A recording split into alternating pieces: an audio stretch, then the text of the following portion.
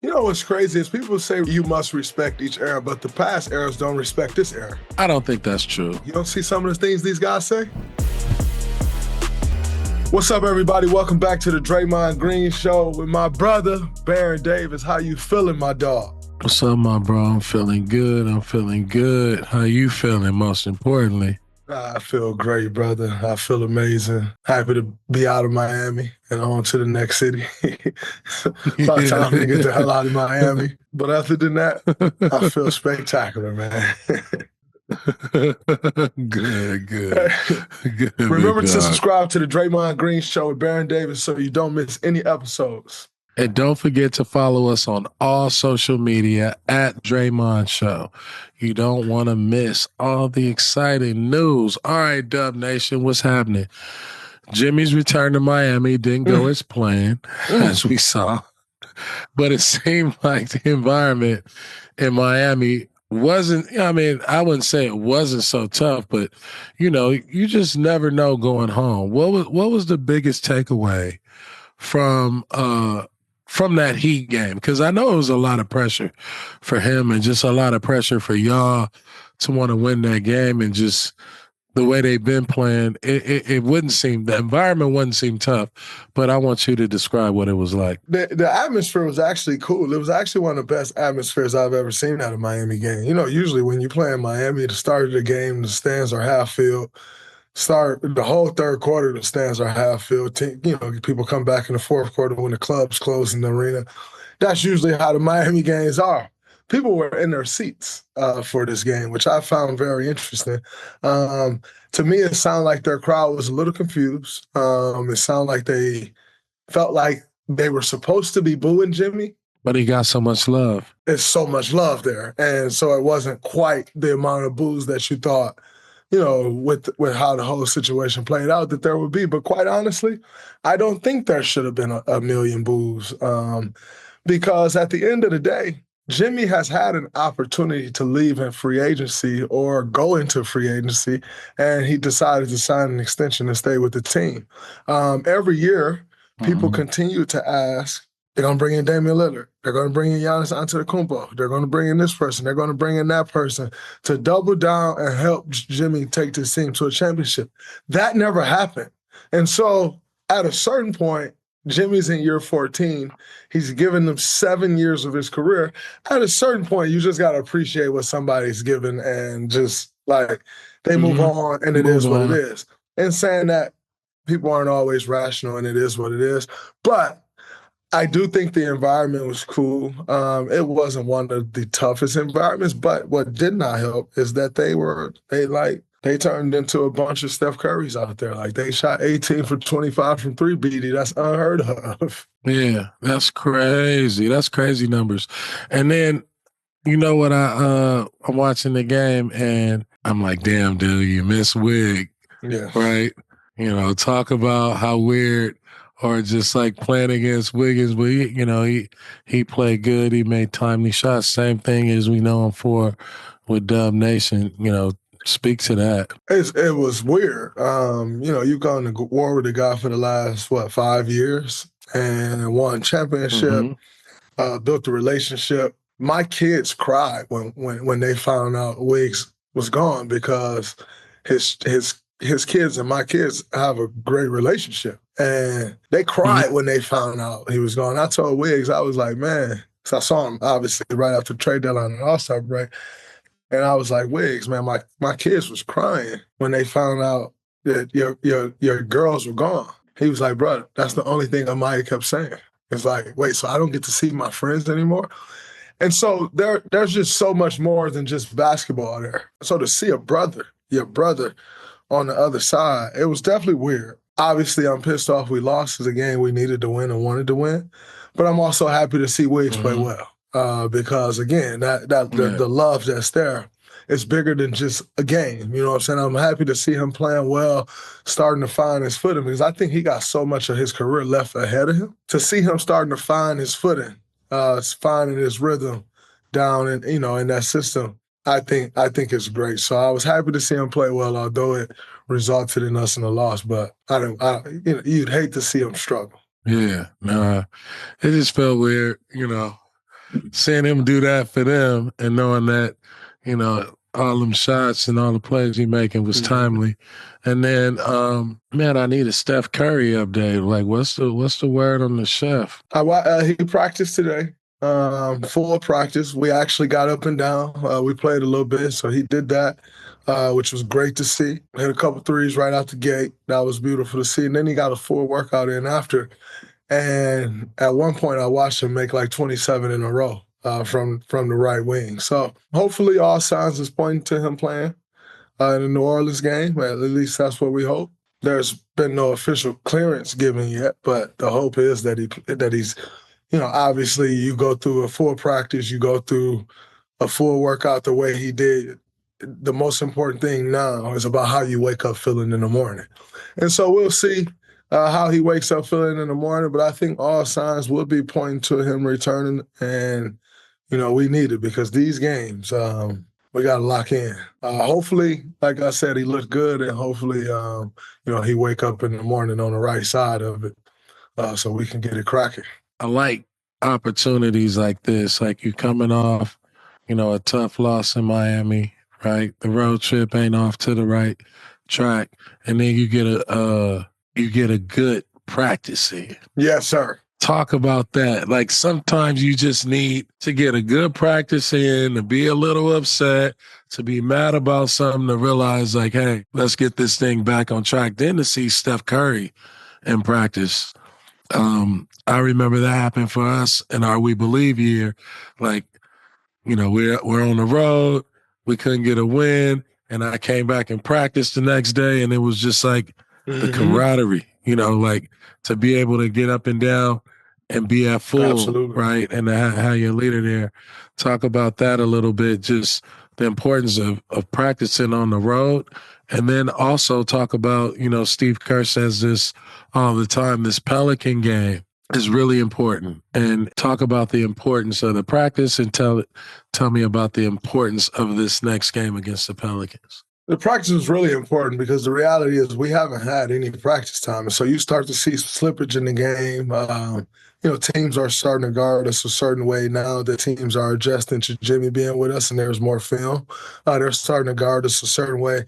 And we need practice time to learn how to attack the way that they're guarding us, but without practice time, you're kind of just doing everything on the fly. So to have this practice time today was huge. Also, like you said, coming off of losing the first two on the road, you kind of need to get back in the saddle, refocus. What is it that we're trying to accomplish?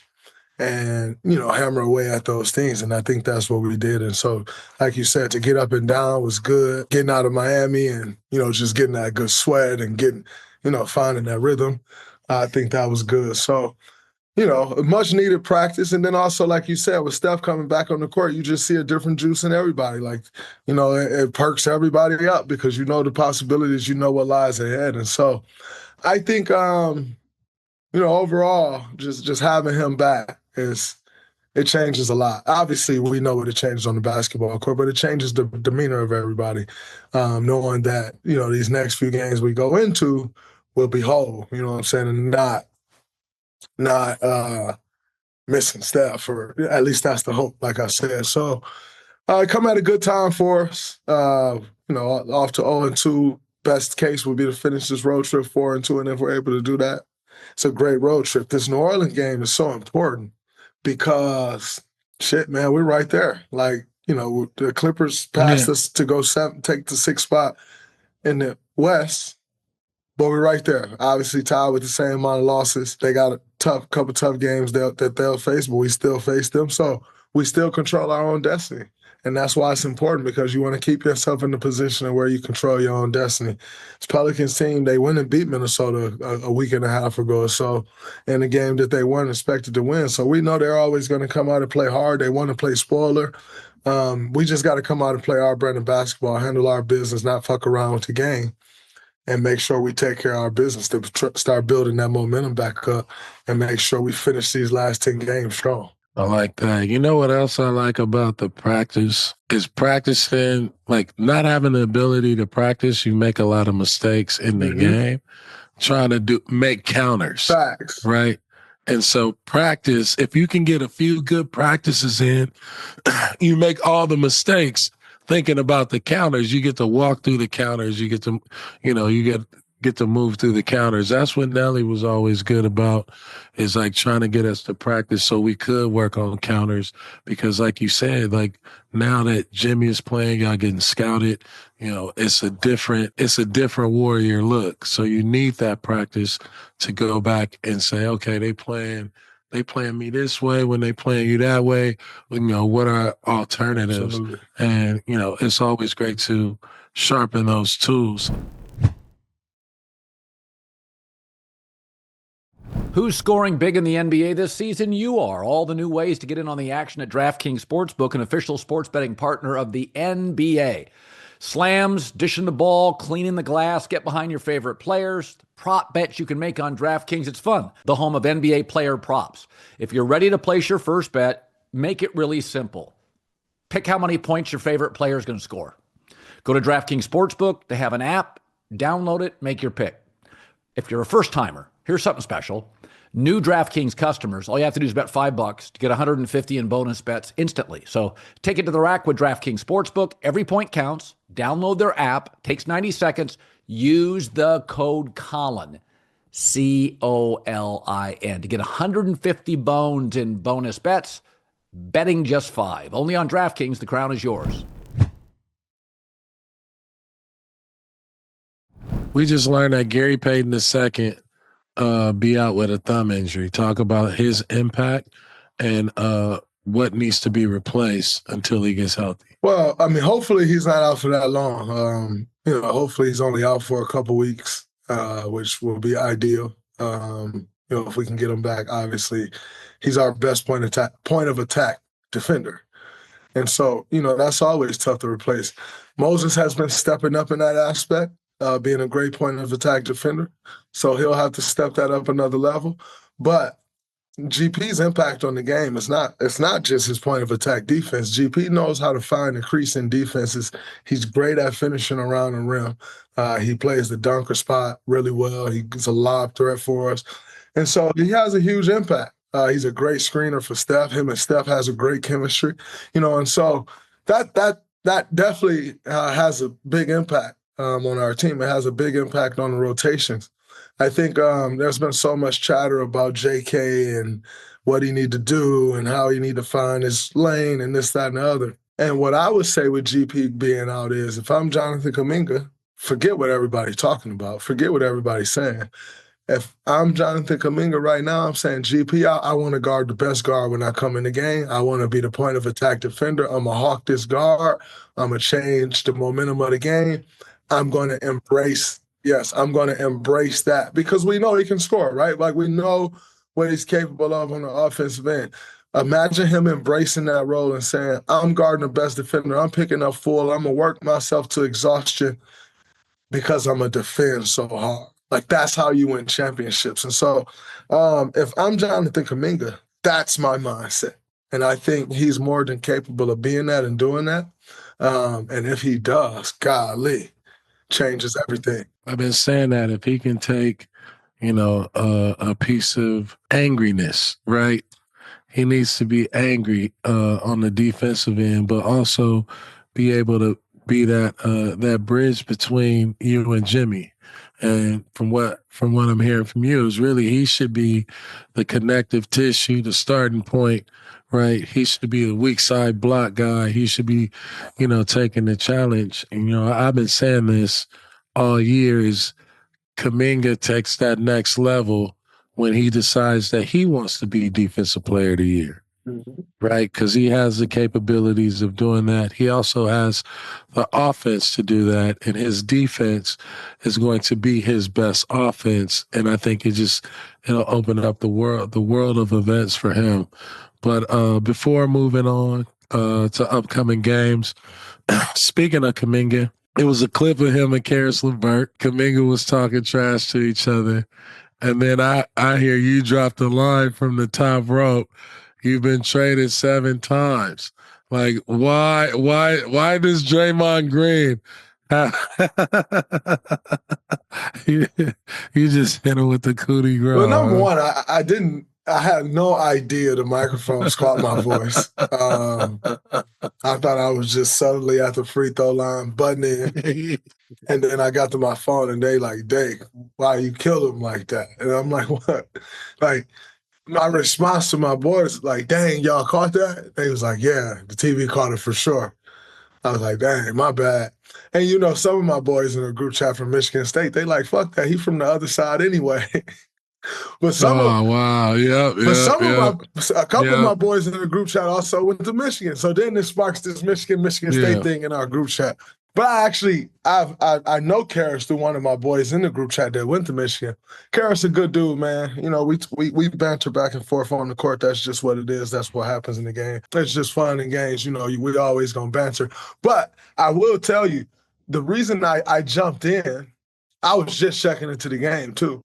And I butted in because all I heard was like he looking at JK like at the free throw line, and he was like, you was this close to being traded. That's what he said. Like, you was this close to being traded. And so that's all I heard. I didn't hear anything else that was said. All I heard was, you was this close to being traded, which was why my response was, bro, you've been traded 7 times. Like, how you gonna talk to him about almost being traded? And you've been traded 7 times. So then Trey, and they picked it up. Trey go, hey, chill, Dre. They just talking junk, man. Chill. And then Caris goes, he'd start talking about me being traded first. But I wasn't hearing none of that at that point. I had already went off the top rope, and it was what it was. It's over. And I just took off on down the court. Boom. I took off on down the court. Dude. But apparently JK must have said to him, like, something about you keep getting traded. And so then he like, you was this close to being, but I ain't hear all that. All I heard was, you was this close to being, and the last thing you're going to do to one of my guys is talk about them being this close to being. I can't go with that. I can't go with that. But no, I got a lot of love for Caris, man. He's a good dude. Yeah, shout out to Caris. We got love for you, bro. I just like the now of the league. It's a lot of chippiness. You know, everybody talking smack to each other. Like, it's real conversations. And, like, you don't get a lot of that. It's getting back to this macho It thing. is, and it has to. Yeah, don't cross my It has to. And I like what these young dudes is coming in because they trying to claim their territory. They trying to establish themselves. And anytime you got the old with the new, it's going to create some chippiness, right? It's going to create more competitiveness. And these games have been great to watch because of that. Yep. For sure. Real rivalry is going to be built off of this. You know, people going to have real vendettas versus teams. And so this part of the season, somebody going to get bumped. Mm-hmm. And so it creates a lot of opportunity for rivalries. And I say for the young dudes, like, man, keep talking shit to Draymond. As you should. You know, as you should. Keep talking that shit. Should. You know, like, and keep standing up to the OGs because it's just going to build that competitive edge. The reason they should keep talking to me, you know why? Because I talked to every old head when I came in the league. I talked to every single one of them. I ain't trying to hear none of that. I don't care what you did before I got here.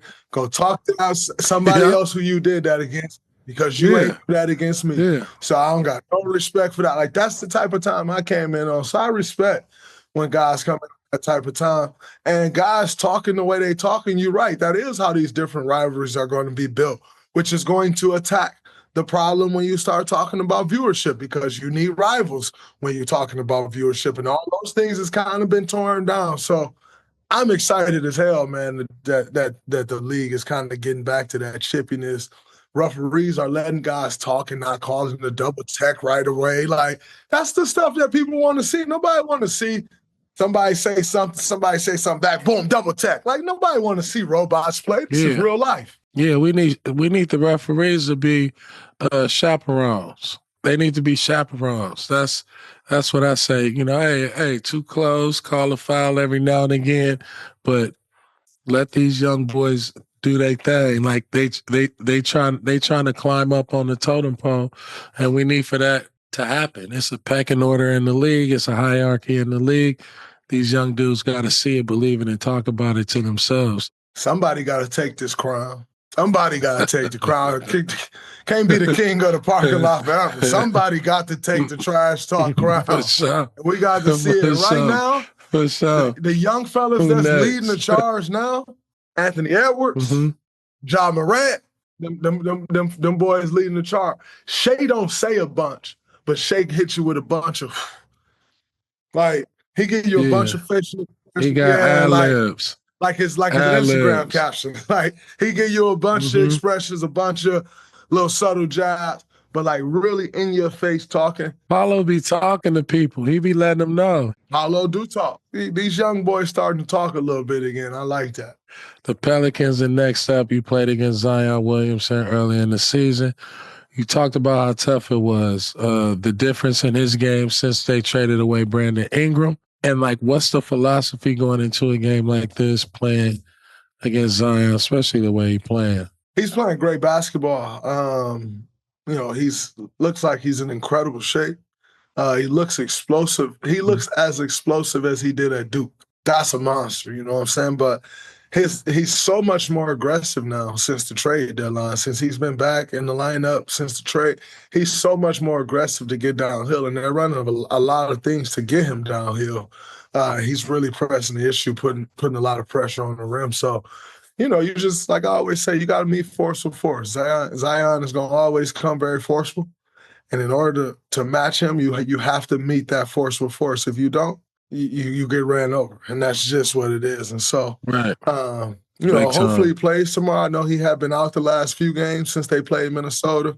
You know, I love playing against guys like Zion because they just, like, when you play against the guys, they bring the best out of you. You know what I'm saying? They bring you know you got to bring your A game, and they bring the best out of you. So I hope he plays tomorrow. You know, like I said, I always look forward to a matchup, especially against these younger guys too, because it allows you to see where you at. You know what I'm saying? Like, you know, their legs a little different than yours these days, so it allows you to see, like, all right, I'm here still. You know, you always want to take on that tough challenge. I enjoy the tough challenge. And so, but he been balling, man. You got to give him his credit. He in incredible shape. You know, shout out to Zion. A lot of people talked a lot of shit about Zion, and, you know, he doing the work and, you know, got himself in great shape and playing great basketball. So shout out to him. Y'all face the Spurs after the Pelicans. Right now, Stephon Castle seems to be Rookie of the Year front runner. Do you think he should win Rookie of the Year? I think he should. I think I spoke about him earlier this year on the pod after we played them. And I was just saying, like, yo, I think that kid going to be real. When I look at the rookie class, he's been the most consistent all year. He's been the most consistent player all year. I think everybody else has been up and down. He's been extremely consistent. There's no one in the rookie class that's done anything that jumps off the page. And so I think, you know, if there's no one that's done anything that jumps off the page, the next thing, except Stephon Castle has had games that jump off the page to you now.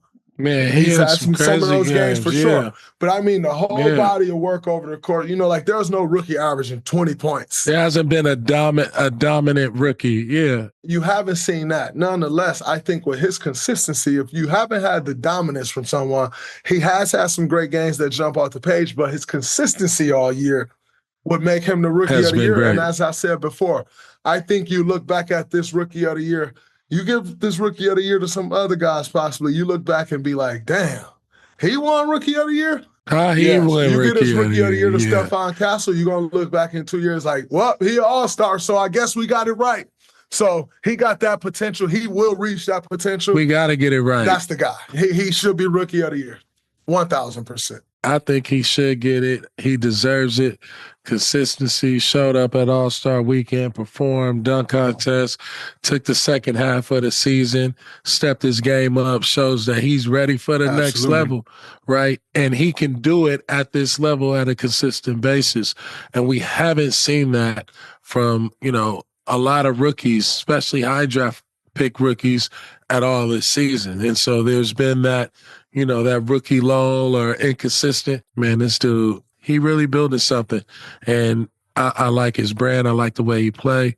You know, no Fox, no Wemby, right? You got Chris Paul. You got your OG over there helping you out. So he's destined to be great. Look at the point guards that Chris Paul mentored. They came into the league. People thought they'd be backup point guards. They end up going other places and started. Eric Bledsoe, Darren Collison, Dennis Schroeder. Like, these are all guards that CP at one point or another mentor, and all those guys take another step. Cam Payne was out of the league. Chris Paul actually saved Cam Payne's career, like taught him how to be a pro, taught him how to be a point guard. Like, Chris Paul actually saved his career. And so now you take this level of talent, 6'6", size, and he get to learn from Chris Paul. Sky's the limit for Stephon Castle. Man, y'all talked about how the atmosphere in Memphis is always wow. What happened? When did this start? I need the history to the beef with Memphis. Anytime you beat a team in the playoffs, there's some beef. And on the way to our first championship, they had Zebo, they had Marc Gasol, they had TA, they had Mike Conley.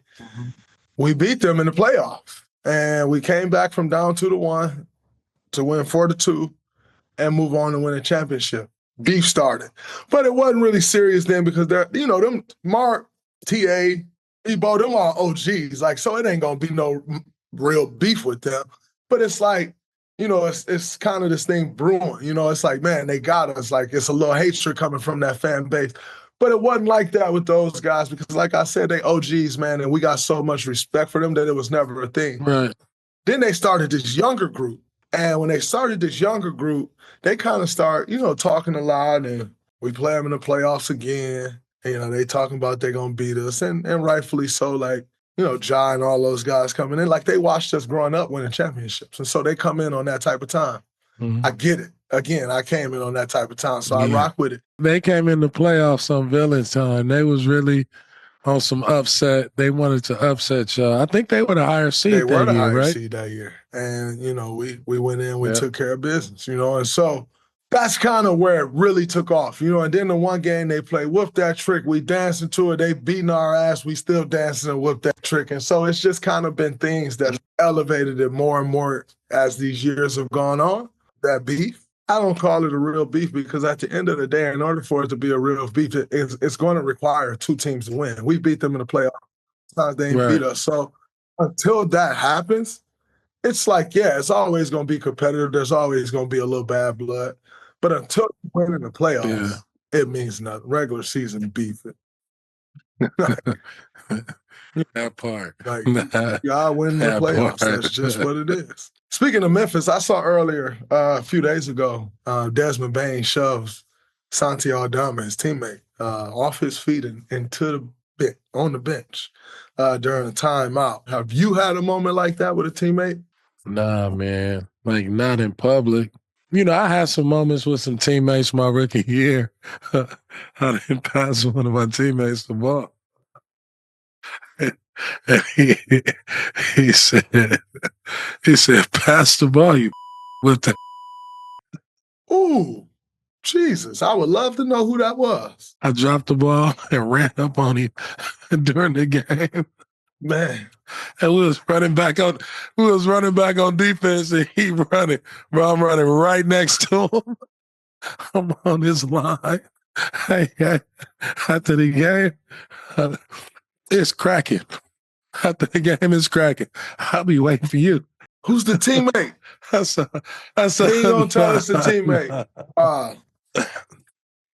No, it was my rookie year, and I was out of line, but you being a rookie, everybody feel like they can talk to you any type of way. And I kind of was like, bro, I'm not having it from you. You can't talk to me like that. I'll see you in the parking lot after the game. Coach was like, man, what's going on? I'm telling you, I dropped the ball. And I walked up on him and said, what'd you say to me? Man, we running back on defense. I'm running next to him. Coach going timeout. What the hell's wrong? Hey, Coach Silas was so funny, OG, bro. Hey, OG, wherever you at out there, way to punk him. Because he ain't even scared to say your name. So whoever you are out there, OG, when you hear this clip, just know you punked BD, and I respect it. You got my utmost respect. No, that's my dog. I got love for him. I got all the love. That's my brother. I got all the love for him. Everybody crossed the line, and you realize playing in the league that there's a certain line that you don't cross, and everybody got a temperament. And for me, I think my rookie year, I was so happy-go-lucky when I'm in the league, when I'm in the game, and off the court, I was really playful, fun. Cracking jokes. A lot of times they took my kindness for weakness. And so you had to, everybody got a, hey man, all right, I see I went a little too far. I'm not gonna cross the line with that. I'm not gonna cross the line with that dude. Your ass. So he just misjudged. He didn't scare. No, he ain't scared nothing. I was in that parking lot, bro, for like an hour and a half sitting there waiting.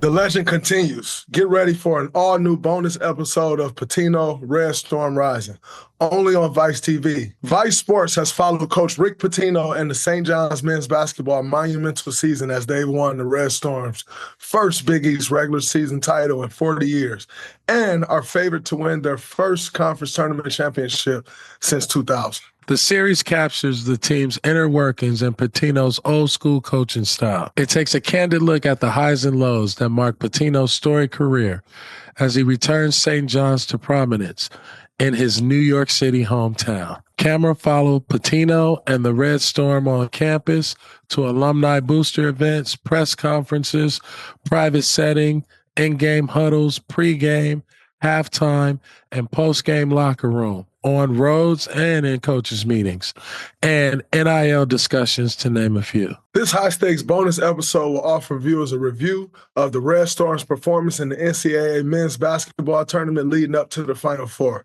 The Pitino Red Storm Rising finale airs Thursday, April 3rd at 10 p.m. Eastern, only on Vice TV. Go to vicetv.com to find your cable channel. Around the league. The biggest news around the league is the ongoing back and forth between, obviously, LeBron James and Stephen A. Smith. Oh, man. What's your take on it now? I saw some of the things that Stephen A. said over the last day or so. I saw he put out an apology for mentioning Kobe and also kind of mismentioning Kobe. He issued an apology for that. I don't know, man. I don't really have many takes on it. Like, it kind of is what it is. I'm kind of sick of seeing it. I was a little baffled by Stephen A. saying that he would have swung on Bron after he just kind of questioned me, saying, when you talk like that where I'm from, you get hands put on you.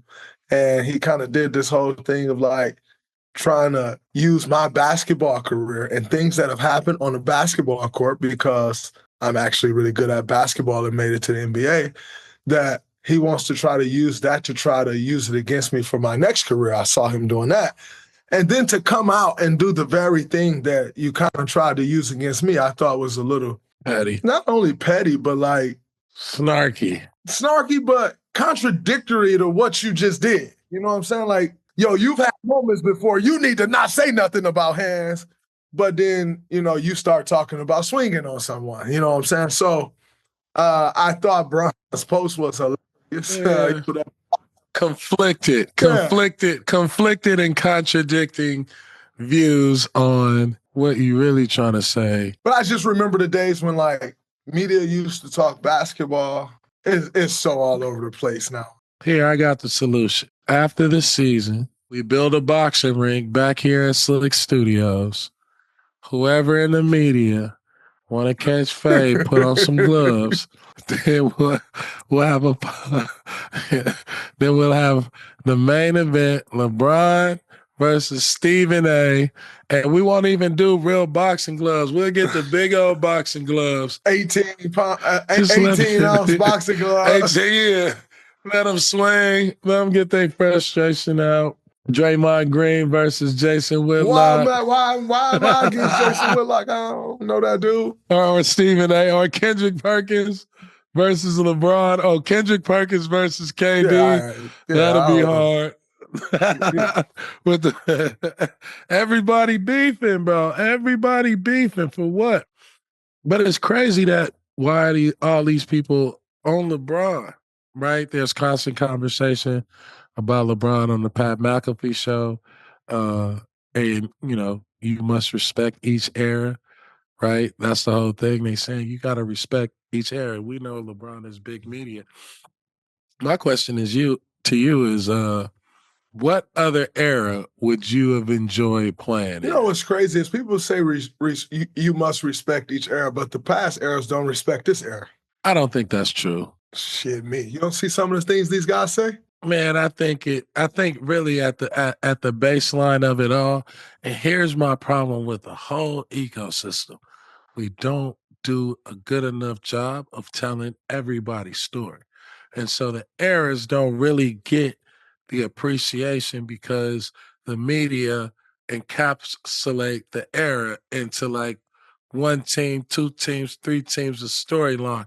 When you look at Michael, and here's the thing, you look at Michael Jordan, you look at LeBron James, there's so many dope players that played in the era of Michael Jordan that didn't win a championship. There's a lot of dope players that you guys played against and had to go through the playoffs that don't get mentioned. Only the Warriors get mentioned, and rightfully so, champions get mentioned. And so I think the respect from the old is really, do the young dudes fuck with us? Do they know who we are? Because I think for our era, it was more so, how can we be throwback and nostalgic? And so that's why you get a lot of hate from the older generation, because they just want to be kept alive because they're alive, right?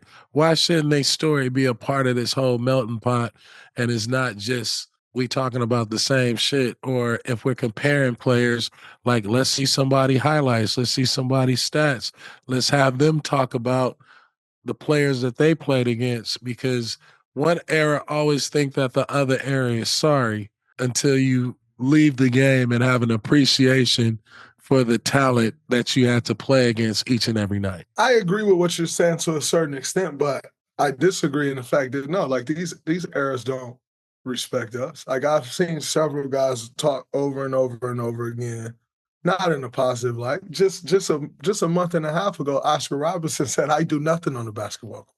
Yet I got a chance to put on the same jacket he put on, but he said, unprompted, like I didn't say anything about Oscar Robertson. I didn't say anything about players from his generation. I actually said something about players from our generation. And he then took it upon himself to completely try to lessen who I am as a basketball. And you don't have to like my game.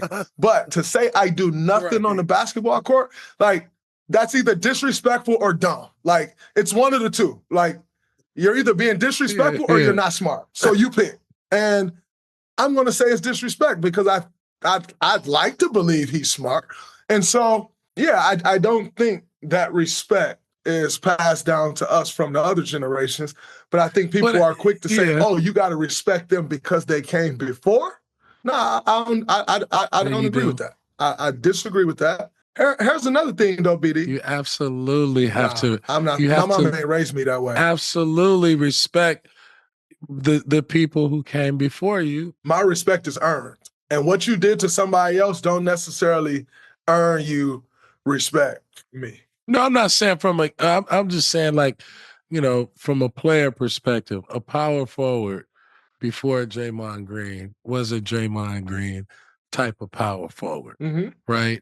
And even though you are a one of one, like there is a Claw or a Shaq or someone that you highly respect. That's why we respect where we come from and how we got there. Because if it wasn't, it don't have to be all the dudes, because I still be beefing with people. I still don't like people. I still think people are sorry, but that's my personal opinion. Absolutely. Right? That's my personal opinion, but I do have respect somewhat. Exactly. We starting to get real now. You just can't tell me everybody deserves respect. That's not a fact. Everybody don't deserve respect. Just because you played before me, you don't deserve respect. There are a lot of people in the club and can't everybody dance. Facts, BD. Just because you played before me does not mean you deserve respect. I'm sorry, but God had in his plan for you to be born before me and you just deserve respect because of that? Nah, my mom ain't raised me that way. respect is earned. Obviously, this conversation is stemming from Bron saying that Giannis will have 250 points in the 70s. But here's my thing, though, BD. The problem I have with it is this. Everybody attacked the statement. Which attacked the statement? I don't think that he would, though. I think Giannis would have like 17 points in the 70s. I think you tripping. All right, can I tell you this? Can I give you this scenario? Yeah, sure. A dude from Greece, right, comes to the United States in the 70s to play in the NBA where you don't make a lot of money, times is hard, you don't have a trainer, you got Converse, right? You got Converse, and you may or may not have to have some type of side job because the league ain't really paying you enough to go back to Greece and take care of your family. Now, who's going to help you back then acclimate to the United States and the NBA? Now take all those factors with the Converse or whatever they was, the flats. Hey, you're going to stop with Converse. That's my family now. You're No, going to be killing Converse. I love Converse. No, bro, I rock Converse. I'm just saying I rock LA, Converse. of course you rock Chucks. Yeah, of course I rock Chuck Taylors. But what I'm saying is playing in Chuck Taylors. That was the luxury shoe. Oh, you're right. Could you play in Chuck Taylors? No. Yeah, I can't play in a lot of shoes, though. So you can't play in the 70s, bro. All right. Now. Hey, time out. Now, playing from the 70s, right? If he was Encino Man and you transported him now into the NBA and he came out the ice with his Chuck Taylors on, his high shorts, afro, and he's 6'9", 45-inch vert, can only dribble with his right hand, but block everything, dunk everything, and shoot bank shots. Listen. Now he got the trainer. Let me know when you're done, Charles Barkley. Okay. Goddamn, Chuck. We talk about media members. You see what you've done to this generation of media members, Chuck? He won't even let me talk. Shaq, I feel your pain. This man won't even let me get a word out. You know why he won't let me get a word out? Because in order for him to go against Bron's claim that Giannis would average 250 points, he had to make it about it being no FaceTimes in the 70s, no good shoes in the 70s, no good jobs in the 70s. He had to make it about that as opposed to just making it strictly basketball, which is the statement that was being made. The skills ain't going to translate. My point that I was actually going to make to you, Charles, is that why do when people talk about basketball and Bron say something like he said, people get all up in arms as if 55 years of basketball play did not change the skill level, did not change the fitness level, did not change the understanding of the game, did not change the nuances, did not change the offenses run, did not change how the defenses run. 55 years, within those last 55 years, all of those things have changed. Nobody said, hey, if you take Giannis, put him back in the 70s, but you have to now make him a 70s basketball player. That wasn't the point. The point was, if you take Giannis Antetokounmpo, who he is today, and he played in the 70s, he'd have 250 points. And so that's the problem that I have, is Google got better with time. Facebook, MySpace went away. Facebook became this conglomerate because they saw MySpace mistakes. It's like, we're going to add this, we're going to do that. So everything gets better with time. But for some reason, when we're talking basketball, it don't get better with time, and everything should be everything's equal to what it was before. And that's just not the case. And so you look at where players are today, it's no disrespect to players of the 70s, but everything has changed. Everything. We don't play the same game of basketball that they played in the 70s. There was no three-point line. There was no defensive 3 seconds. We don't play the same game of basketball that they played. So now you take these skill sets of today and put them in that era, I'm sorry, it's going to be hard for them players in the 70s. Okay, let's take a TV timeout. We got to answer these 3 questions that are going on in the media right now. Is Paul George a first-ballot Hall of Famer? Gilbert Arenas says he is. Chandler Parsons says he isn't. I say 1,000%. Paul George got like 9 All-Star appearances. He got several All-NBA appearances. He has a gold medal, somewhere close to 20,000 points, I'm sure, if not more. I'm not sure exactly how many he got. But if you look at some of the people that are in the Hall of Fame, Paul George had better careers than them. Paul George is absolutely a first-ballot Hall of Famer with the body of work that he has. Are there some things you don't like about Paul George? Of course. You can say he didn't win. You can say, oh, he was a little soft. You can say whatever you want. You can say whatever you want to say. They may be valid, maybe not. Didn't win is valid, okay. Is he soft? That's your opinion. Some people will say yes. That's your opinion. Don't really matter. Paul George resume says first ballot Hall of Fame. If you remove Paul George's name from his resume, which then forces you to remove your feelings about Paul George, and you put his resume there and remove the feelings, remove the face, remove the name, that's a first ballot Hall of Fame resume. 18,000 plus points. Hey, man, get that man his flowers. All right, number 2, James Harden or D-Wade? Per Patrick Beverly, he picks Harden over D-Wade because of longevity. Man, I played against both of them, and really both of them in their prime. Like, I played D-Wade. I came into the league. They was winning championships in Miami. But in saying that, man, James Harden's so fucking good, bro. He's so fucking good, bro. He's so good. The reason I'm going to pick D-Wade, I'm going to pick D-Wade, he won championships, and he won championship as finals MVP, carrying the team in his 3rd year. I'm going to pick, yes, he had the Diesel, of course, and Diesel changed everything. But I'm going to pick D-Wade because of that reason. I'm going to also pick D-Wade because I think if Harden stayed a 2-guard, his career isn't necessarily what it is today.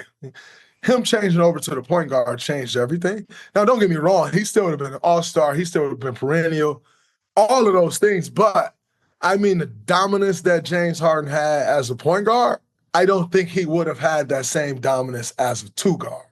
And so I think right now what's being compared is the idea that James Harden is a 2 because you're comparing to D-Wade, but he's not a 2. James Harden's best years in the NBA and majority of his years, he's a point guard. And so I don't really love the comparison. I think early in James' career, the comparison was there because he was a 2. Once he switched to the point, he became one, nobody says it, but he became one of the best point guards we've ever seen. And so in saying that, I just don't think the comparison is there. And that's why I'm just going to pick D-Wade, because I then got to go with the body of work. NBA Finals, NBA Finals MVP, probably the same amount of All-Stars as James, probably the same amount of All-NBAs as James. Obviously doesn't have what James won 2 MVPs, right? Yeah, something like that. I mean, it measures up. 1, 2, whatever. He won an MVP. You know what I'm saying? So I just think it's not a good comparison. One's a point guard, one of the better point guards we've ever seen. One's one of the better 2 guards we've ever seen. So I don't really understand the comparison, and that's why I'm going to go with D-Wade, because I start picking on certain things, and the 3 championships got to roll with that. D-Wade started his career, his rookie season, as a point guard. For 1 year. I'm just saying. For 1 year, maybe 2, I believe. No, he moved to the 2 his 2nd year. James Harden started at the 2, moved to the point guard. Okay. The hardest thing to do is to go from a 2 to a 1. And then D-Wade, I would say over the course of D-Wade's career, and I understand what Pat Bev is saying about longevity, D-Wade played the 2, the 3, and the 4. So he started as, like one of the best swingmen ever in the game. He wasn't really no 4. But he played the 4. Yeah, so has Klay Thompson. He played... Kevin Durant, no, but Paul George, all these guys have played the 4 at this point. Klay Thompson has never been a 4. No. There have been lineups where he's been the 4. Klay Thompson has never been the 4. I've seen you film. I've seen you film with Klay Thompson as the 4 in some of our lineups. And he's a what? He's a shooting guard. Okay. But it's a new NBA though. 2s play the 4 all the time. Thank you. But he is a And D-Wade is too. Shooting guard. Man, come on, BD. That's terrible. Come He's, on, BD. I'm just saying. Bro, I'm just saying. D-Wade has been on the court with a point guard, a shooting guard, D-Wade, LeBron, and Udonis Haslem, correct? Yes. LeBron was the 4. D-Wade was the what? 3. Who was the 2? Or the 2. It's harder to go from a 2 to a 1. I can agree with that. This is why I go with James. And then on top of that, being a system is much harder because you are the system. So you're somewhere in between a D-Wade and LeBron. That is the only thing that's stopping you from being LeBron or having that same type of cachet a la Dirk Nowitzki 1-1, but we know how tough that road and that journey was, is the Warriors, one of the most dominant teams in NBA history. And so I look at degree of difficulty, who has to do it on their own, right, as the system. So you have to be all cylinders and everything rests on you, as opposed to I am one of the best complementary, all-time greatest one-of-ones that could be in that category too, right? Listen, I played against James Harden in the like peak of his prime. Very meaningful games.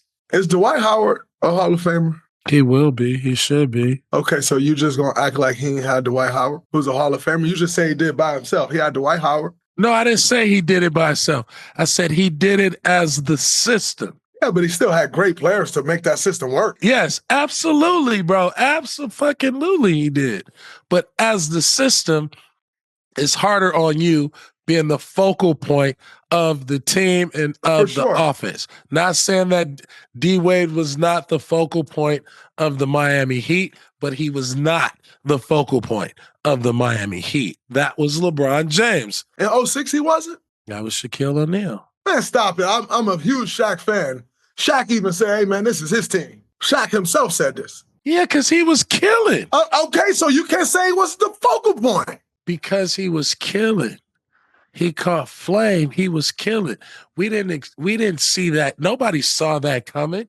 Shaq was the one getting the attention. Listen. All right. Listen. I'll ask you this question, the system. BD. The system ran around. So I'm gonna ask Shaq. you this question. Andre Iguodala was the MVP for the Golden State Warriors, but who was the system? That's all fine and dandy, but you're not about to say Andre Iguodala and Dwyane Wade run in the finals was the same. I'm not. That's crazy. I'm not saying that. I am saying there's more pressure on Steph Curry to not get it. But it ain't apples to apples. As Andre opposed to D-Wade, that ain't apples to apples. You know what I'm saying? But I'm gonna ask you this question. I'm not comparing Andre to D-Wade. Let me ask you this question. Go ahead. All things considered, money, accolades, you name it. All things considered, are you yourself? If you left this earth and you come back and they said, here's this resume, here's this resume.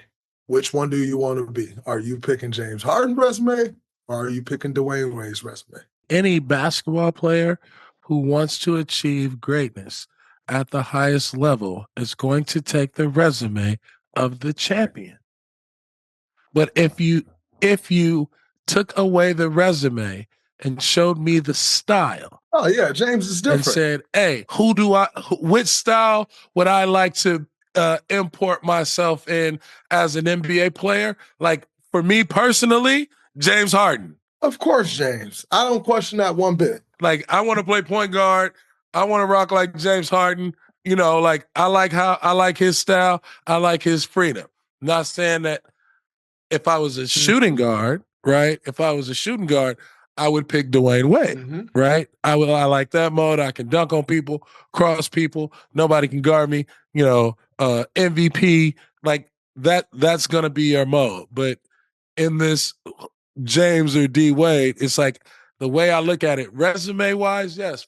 Fuck yes. D Wade isn't like you don't lose. There is no loss. No, there's no loss. Neither one of them. I'll take both. Yeah, give me one of them. I'll take both. Like, no, that's what I'm saying. Like, there's no loss. So, like, I'm just be throwing up comparisons trying to figure out how tight of a comparison can we make to these players when you really can't compare them because their resumes are different, their games are different, their styles are different, and it's like, damn, if somebody told me I can be D Wade, you damn skippy, I want to be D Wade. If somebody told me I can be James Harden, you damn skippy, I want to be James Harden. And so, like, man, it's a win-win. I agree. Last one. Cooper Flagg will be the best player to ever come out of Duke. No. I disagree wholeheartedly. I disagree. Colin Cowhurst said they've got 90 guys in the NBA. I think Cooper Flagg's going to be the best NBA player ever. Damn. Stop playing. No. Good Show luck, over. Cooper Flagg. We don't need to talk We're about rooting for you. Want to see you do great. I disagree with that whole. I don't even think you can get Cooper Flagg to agree to that. BD, before we get out of here, I got another way. What? I'm going to read a quote, and you'll guess which head coach in the NBA made this quote. I didn't get enough credit for getting the 3 wins. Doc Rivers. How crazy. I got mad love for Doc. Come on, Doc. As someone who's won a championship, Doc, you can't say that. Doc is one of my I like Doc because he a personality, but hey man, we know. we know. We know what happens. I got mad love for Doc. Doc, don't you say that shit to nobody else. Doc, if you say that to somebody else, it's gonna get back to me. And we're going to have to talk about it, Doc. Man, BD, before we get out of here, bro, just want to wish Watts' own Juju Watkins well and a speedy recovery. I worked out with Juju when she was in the 10th grade. I think I spoke about this before. And she struggled the first workout and came back the next day ready to go. And I was like, wow, I knew she'd be special just by seeing her skill set, but then also seeing the work ethic. And to see her go through this as women's college basketball brightest star, I hate to see it. I wish her well. Sending a lot of love her way to her parents. I know she'll get through this. All the work that she put in, she's gonna come back stronger. But want to wish Ju well, and then also want to wish Dame Dollar well. Dame's dealing with a blood clot in his calf, and I mean, basketball is basketball. When you start talking blood clotting, we talking about life, and. Just want to send my love and well wish to Dame Dollar on getting healthy and getting back. But for getting back, just getting healthy, because that's nothing to play with. So want to send my love and my well wishes to both of them. Same way, Dame. You know how I feel about you, bro. Can't wait to have you back. You one of the Bay Area's finest, one of the league finest, one of my favorite point guards, and one of my favorite rappers. But we know Dame is resilient. We know Dame take the proper steps. And then similar to Juju, I would say my story with Juju is more personal. Bobby or Pops and Moms, those are my people. And so I've been knowing Juju since, she was in high school, almost middle school. And, it's really just family love. So we sending our love out to Juju. We know she's going to come back outside of UCLA, USC. We all want to see you on the court. I think she represents LA hoop, culture, everything to the fullest. And I am personally pulling for Juju to come back stronger than ever. And, at this as a part of her journey and a quest to be one of the greatest to ever do it. So get well soon, Juju. Get well soon, Dame Dollar. And lastly, before we get out of here, shout out to the legend Candace Parker. She will be getting her jersey retired by the Los Angeles Sparks this year. I think that's incredible. I then look forward to the Chicago Sky retiring her jersey after she brought a championship to her hometown. So shout out to CP. CPZ. Mad love for CP. Candace Parker. One of the GOATs. That's my girl. Appreciate y'all for tuning in. BD, I always appreciate you, my brother. Let's get these wins on the road. Let's go. You already know. That's a wrap from this episode of the Draymond Green Show with the legend, Baron Davis. Till next time. Yeah. Peace.